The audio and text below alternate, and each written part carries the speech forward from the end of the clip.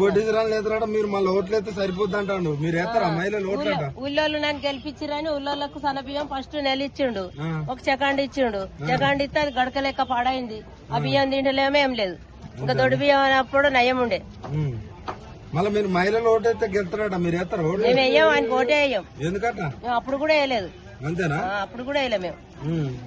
మరి ఆయన ఎక్కడికి పోయినా ఊళ్ళో పొన్న వేసిన వాళ్ళు ఎత్తేనే గెలిచిండు. అది కాదు, ఇప్పుడు ఆయన ఏమంటాడంటే నేను ఎక్కడికి పోయినా నన్ను దొంగ లెక్క చూస్తారంటాడు. అంటే మరి అట్లనే చూస్తారు. ఎందుకు? నీళ్లు కూడా కరెంట్ కూడా తీస్తాడు. ఎందుకు చూస్తారు మరి ఆయన నన్ను దొంగ లెక్క? ఆయన మంచిగా చేసినాక ఎందుకన్నాడు?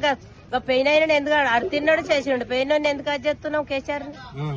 ఆయన తిన్నాడు చేసిండు, ఎందుకు అది చేస్తారు చెప్పు లోకం? అంతేనా? మరి ఎట్లున్నది మొత్తానికి రేవంత్ రెడ్డి వచ్చినాక మీ పరిస్థితి? మంచిగా లేదు నాన్న. అంతేనా? మంచిగా లేదు, ఇబ్బంది ఉంది. ఇబ్బంది ఉన్నది, చెత్త సాఫ్ చేస్తలేరు, నీళ్లు లేవు మార్కెట్ లో, ఇబ్బంది ఉన్నది.